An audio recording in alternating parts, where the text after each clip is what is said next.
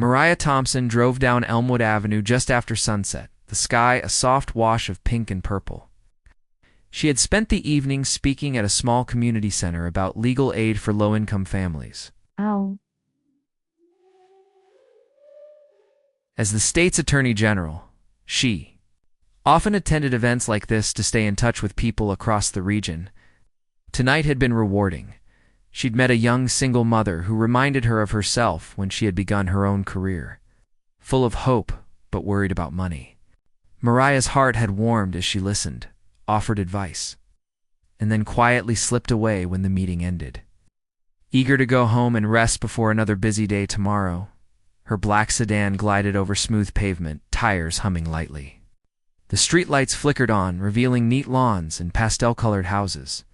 Mariah rolled down her window a little to feel the cool breeze.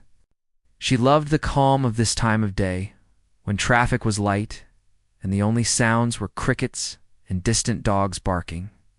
She glanced at the rearview mirror and offered a small, tired smile to herself. She felt proud of her work, but weary from constant travel. A quiet drive home seemed like the perfect way to clear her mind. Suddenly, flashing red and blue lights appeared behind her. Mariah's pulse quickened, not because she had done anything wrong, but because late-evening traffic stops always felt tense. She slowed down and steered into the wide shoulder of the road. The lights reflected off her car's glossy surface, painting stripes of color against the dark paint. She turned off the engine and rolled down her window the rest of the way, placing both hands on the steering wheel. 2 officers stepped out of their patrol car. Officer Daniels was tall and walked with quick, confident steps. His partner, Officer Reyes, was shorter but sturdy, moving with the same determined pace. Wore dark uniforms with badges that caught the police car lights. Mariah took a steadying breath and waited politely. She knew the routine: show the license, explain her actions, answer questions calmly. She had done this many times, often as a private citizen or in her official capacity. It was all the same procedure. "Good evening, ma'am," Officer Daniels said, his tone polite but distant. "License and registration, please." Mariah reached into her purse, careful not to move too fast.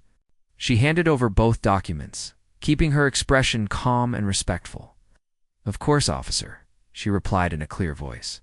"Here they are." They met his eyes briefly, then looked away toward the small houses across the street, letting her shoulders relax. Officer Reyes glanced at the papers and then at Mariah. The streetlight revealed her dark skin, smooth and glowing under the soft glow of the lamp. Ow.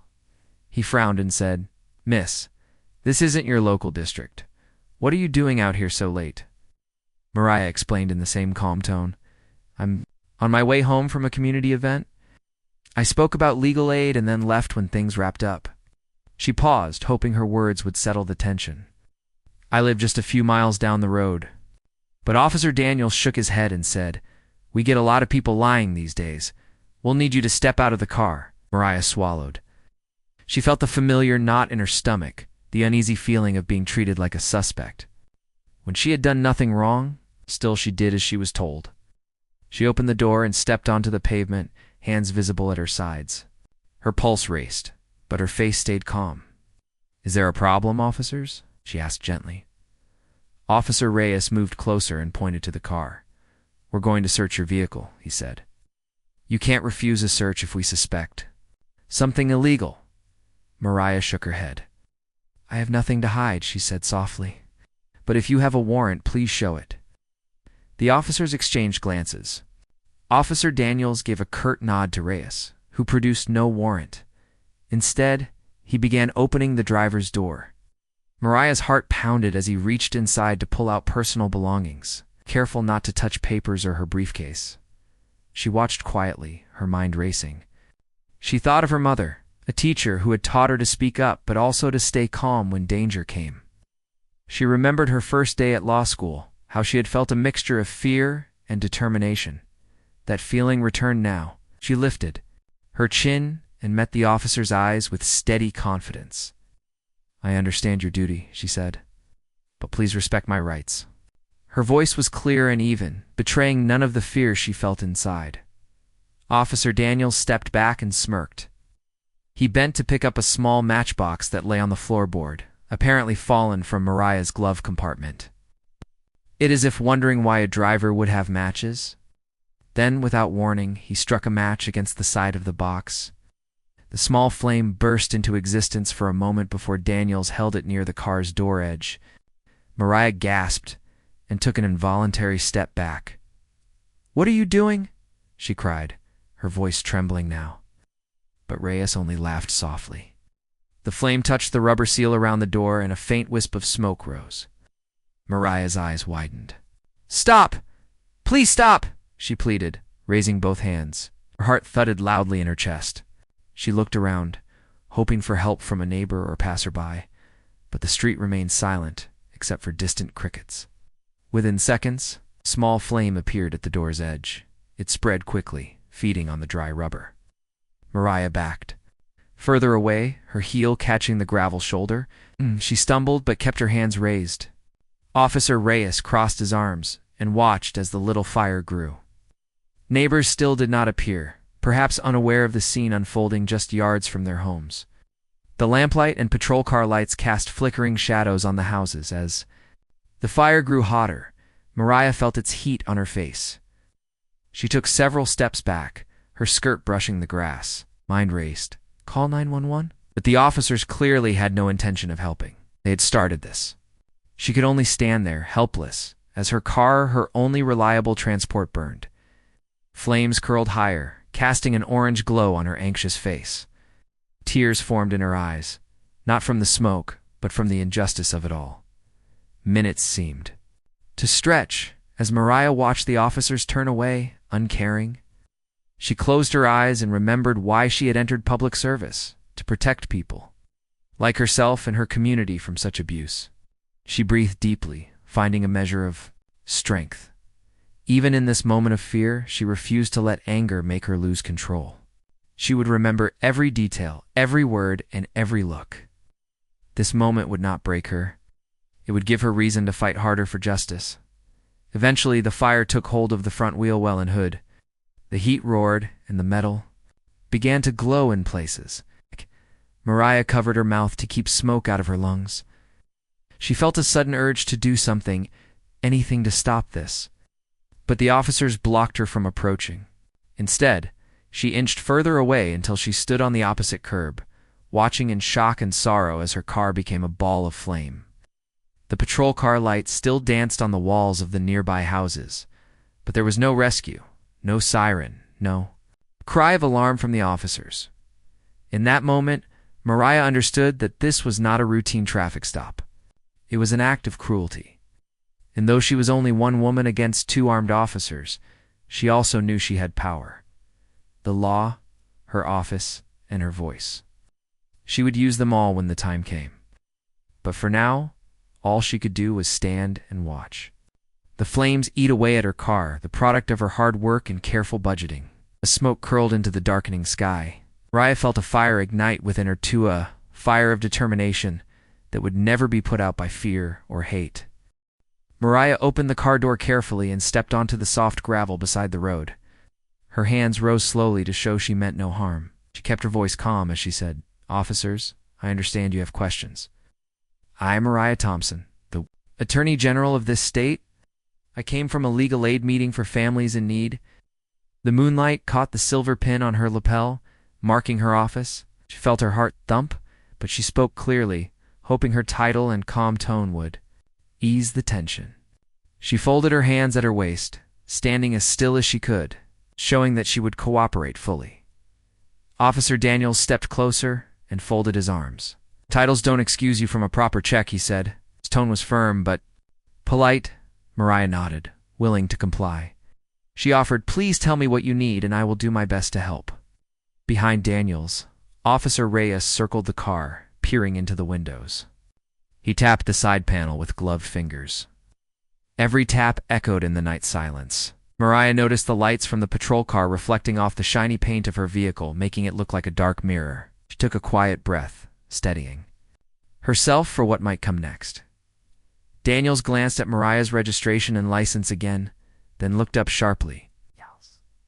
"You say you live nearby?" he asked. Mariah nodded. Yes, just 3 miles down the road. My home is on Cedar Street. She offered the exact house number. The officers exchanged a quick look. We still need to search your car, Reyes said without warning. Mariah's heart sank. She swallowed hard and replied, I have nothing to hide. If you have probable cause or a warrant, I will respect the law. Otherwise, I must ask you to follow proper procedure. She kept her voice even, careful not to let fear or anger slip through. Reyes ignored her request. He strode around to the driver's side door, pulled it open, and began rifling through the center console. Mariah watched, her mind racing. She remembered a lesson from her first job as a clerk at a legal office. Always stay calm under pressure. She stepped forward and said, Officer, please wait. I have a lawyer present myself. Please show me your warrant. Daniels looked at her with a slight sneer. Don't get smart with us. We decide if you need a warrant. He gestured sharply, and Reyes continued the search, pulling out pens, paper, and an umbrella from the back seat. Mariah kept her hands visible on the roof of the car as the officers searched. Mariah's thoughts drifted to her grandmother, who taught her that dignity could be a powerful shield. She forced herself to stand tall, shoulders back, chin up, even as Reyes pulled open the glove compartment. Mariah spoke softly. I have personal items and confidential files here. I ask that you handle them respectfully. Reyes paused, holding a small stack of envelopes. He tossed them onto the hood roughly. Mariah felt her chest tighten, but did not raise her voice. Instead, she said, Please, those envelopes contain private letters. You can place them gently on the roof.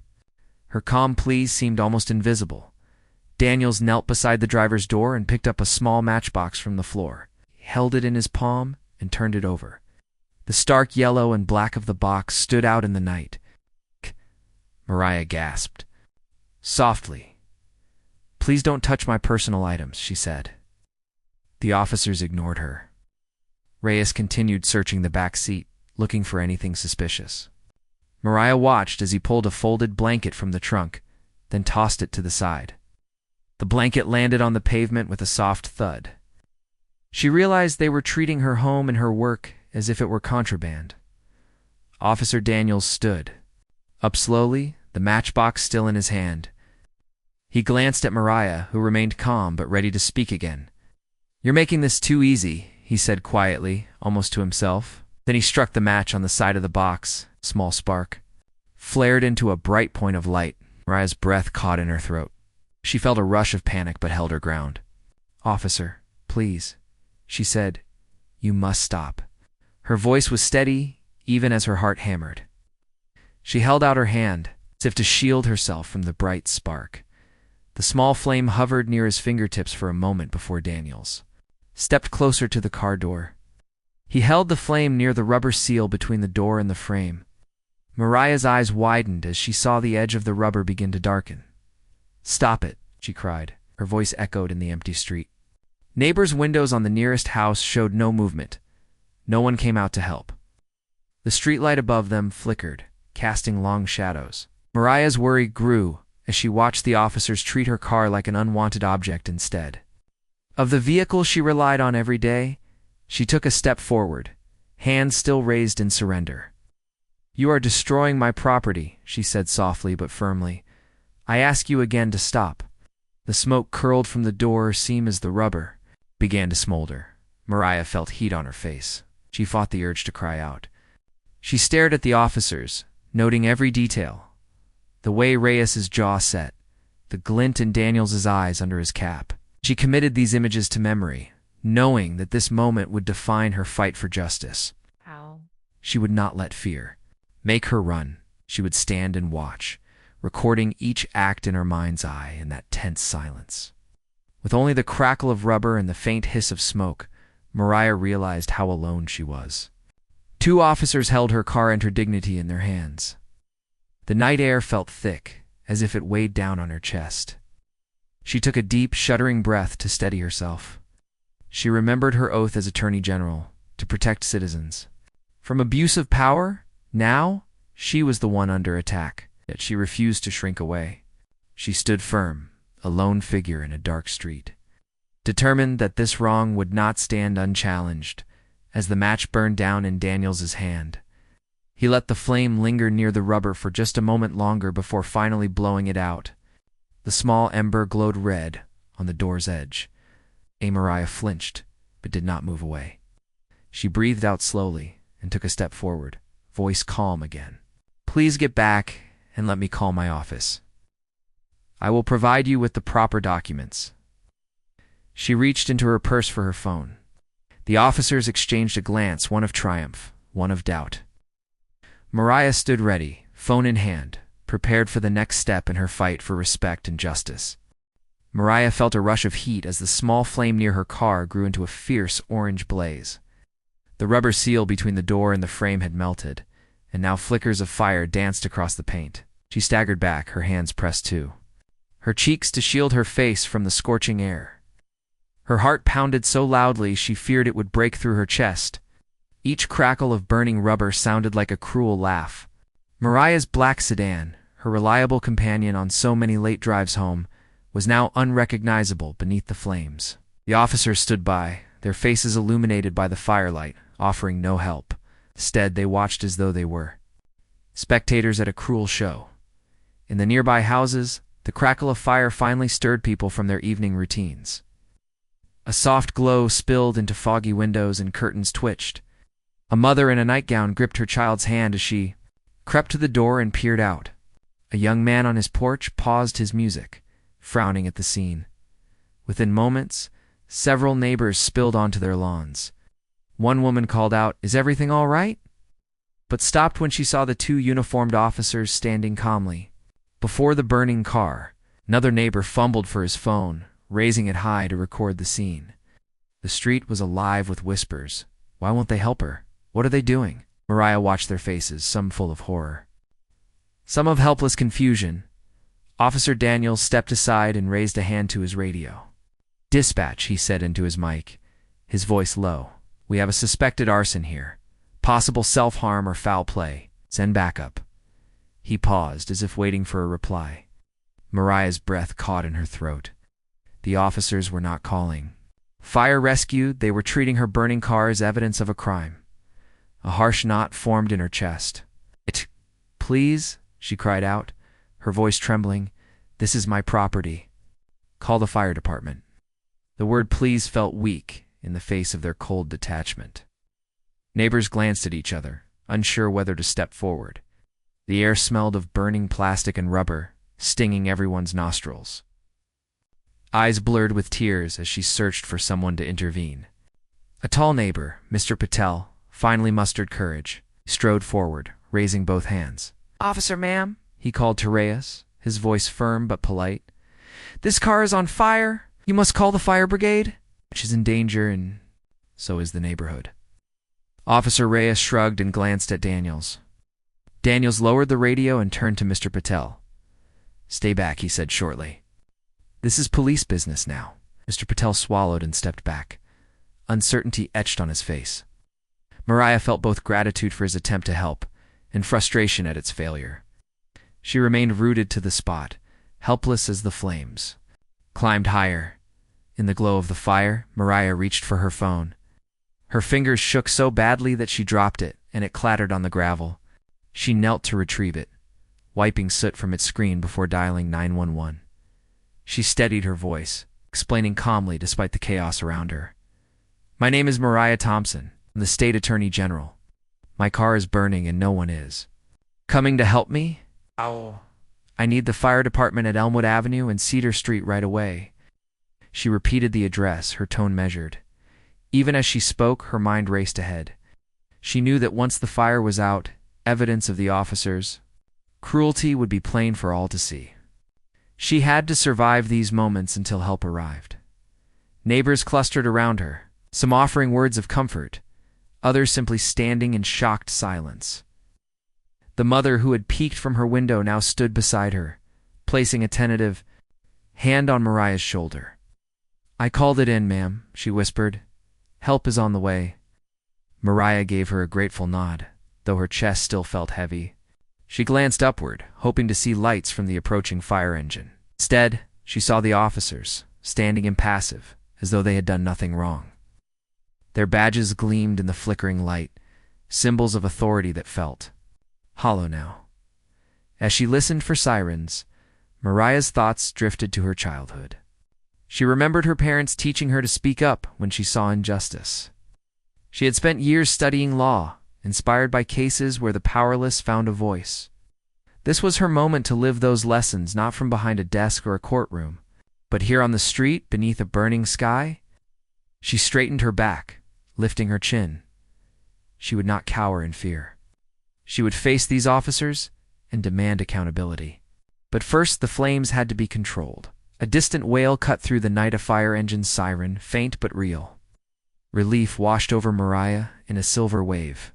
The neighbors cheered softly, as though someone had lit a spark of hope among them. Mariah closed her eyes briefly, savoring the sound, willing the engine to come faster.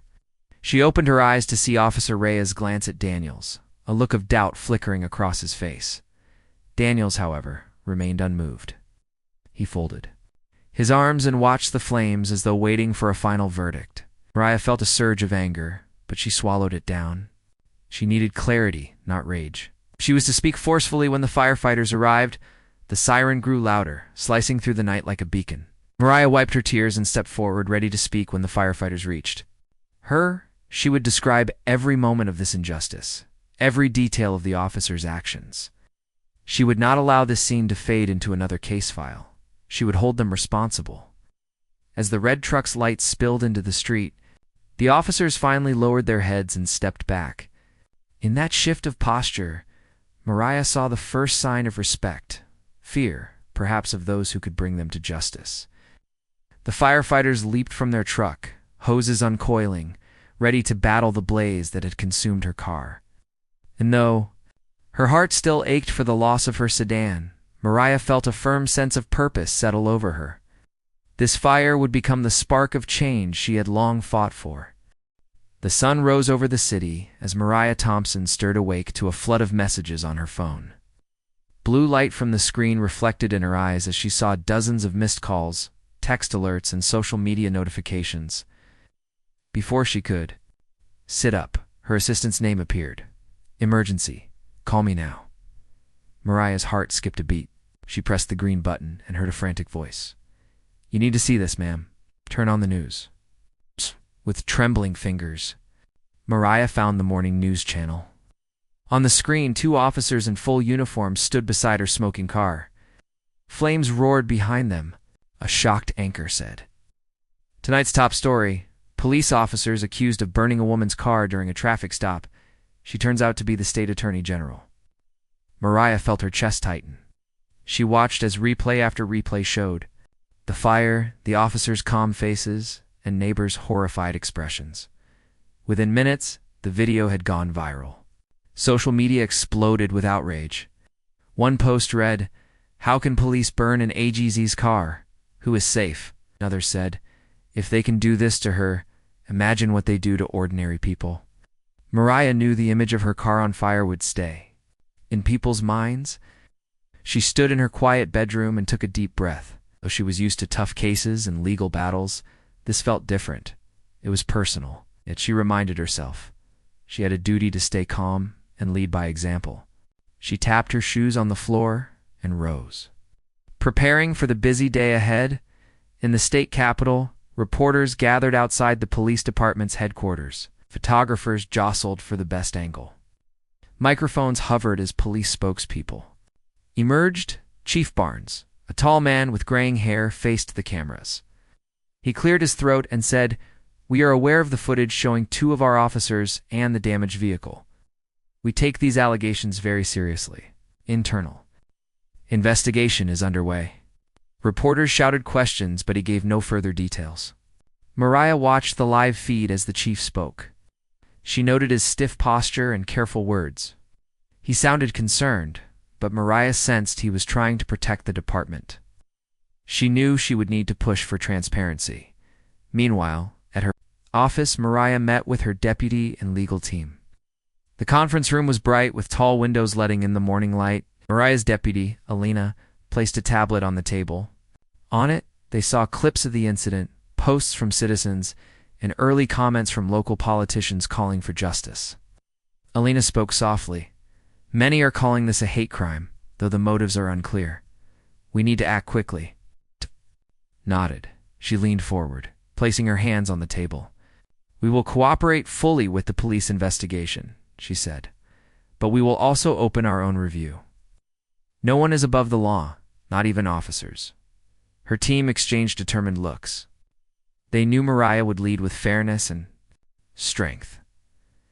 That afternoon, Mariah held a press conference in the marble lobby of the Attorney General's building. Dozens of reporters filled the space, cameras clicking. Mariah stepped up to the podium, wearing a simple dark suit. The quiet buzz of conversation fell silent. She took a slow breath.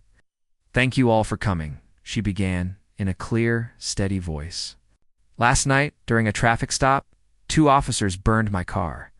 I was late for a community meeting and fully cooperative. I do not know why they did this. A wave of gasps rose from the crowd. Mariah paused, letting the weight of her words settle. I've instructed my office to open an immediate independent inquiry, alongside the police department's review. We will follow the law, gather evidence, and hold anyone accountable. She looked directly at the cameras. No citizen should live in fear of those sworn to protect them. Outside the building, citizens gathered in small groups. Some held signs, "Justice for all, protect our rights." Others carried flowers and candles, planning a vigil that evening. A young man named Carlos, who had earlier seen Mariah speak at a community center, told a reporter, I know her. She cares about people like me. If she can be attacked, it means anyone can. A mother with her child said, we stand with her. We demand answers. Mariah watched these scenes on her tablet later and felt both sadness and hope. People were speaking up. The moment had ignited a spark across the community. Over the next days, investigators from the State Bureau of Investigation arrived at the police precinct. They carried folders and cameras ready to collect evidence. They interviewed neighbors who had filmed the incident, asking them for statements. They examined radios and records, tracing the officers' movements that night.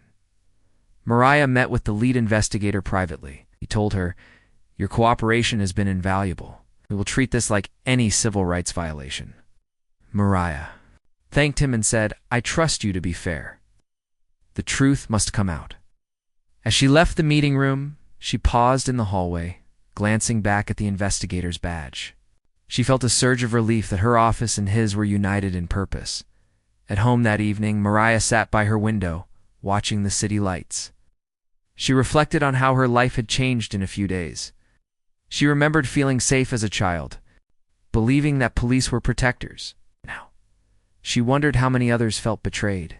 She also thought of the young mother she had met at the community event, how scared that woman must feel every day. Mariah resolved to turn her anger into action. She would draft new proposals for legal reforms to prevent such abuses. She would speak with lawmakers and community leaders to build trust and accountability. As the week ended, the police chief held a rare joint press event with Mariah.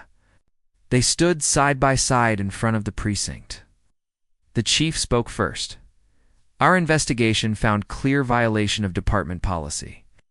Officers Daniels and Reyes have been suspended without pay and are facing charges of civil rights abuse and destruction of property. Cameras flashed as he spoke. Then Mariah stepped forward. I thank the Bureau of Investigation and my office for their work. This case shows that no one is above the law. We'll continue to work together, too. Restore trust between law enforcement and the public. She offered a small, firm smile. Reporters called out questions, but she had said what she needed to say. In homes across the state, people tuned in, and he felt proud that their attorney general had stood up even when she was the victim. Others felt cautious hope that the system could correct itself. On social media, comments shifted. She showed real courage. Now let's see real change. Mariah knew words were not enough. But she also knew that every great change began with a single moment of courage.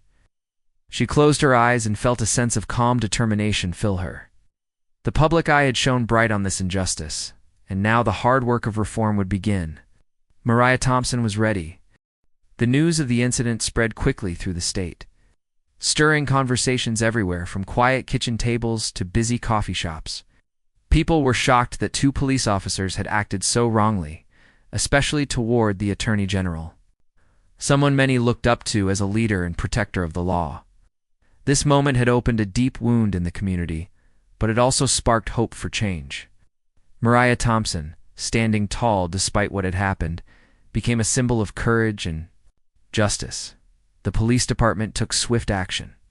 Officer Daniels and Officer Reyes were suspended without pay while the investigation continued.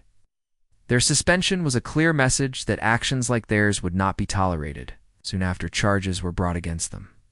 They faced serious accusations, civil rights violations, and destruction of property. These charges meant the officers would have to answer in court for their decisions that night. The department also promised a full review of policies and better training to prevent any similar events in the future.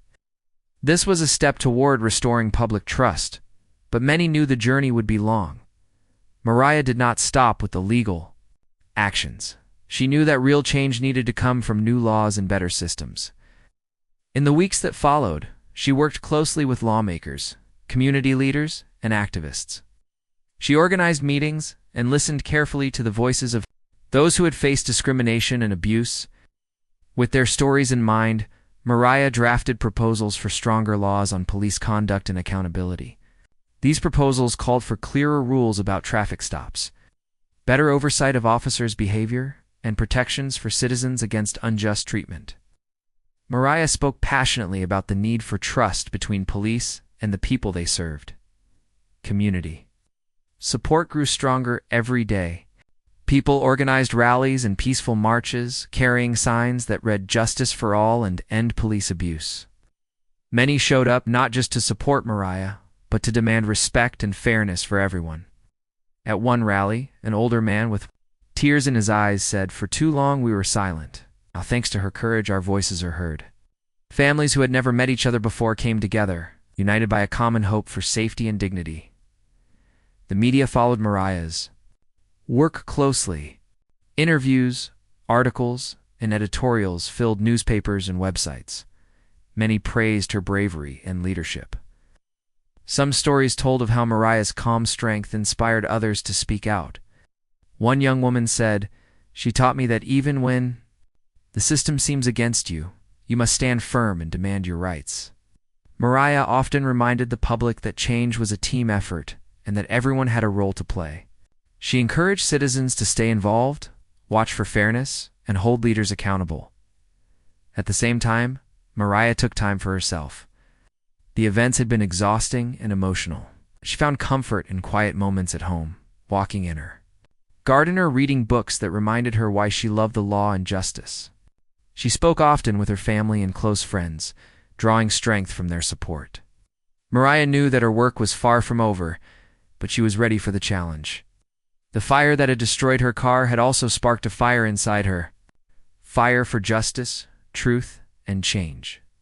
Months later, new laws passed in the state legislature.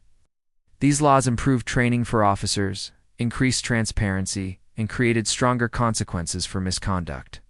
Police departments began community outreach programs, building bridges with neighborhoods that had long felt distrust. Mariah continued to lead these efforts, always reminding people that respect and fairness must guide every action. Her story had become more than a news headline. It was a call to action. In the end, Mariah Thompson's experience became a turning point.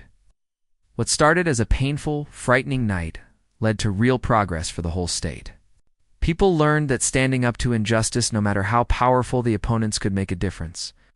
Mariah's courage inspired others to believe in a better future. And as the sun rose on that future, the community stood stronger, united by hope, fairness, and the promise that no one would be above the law.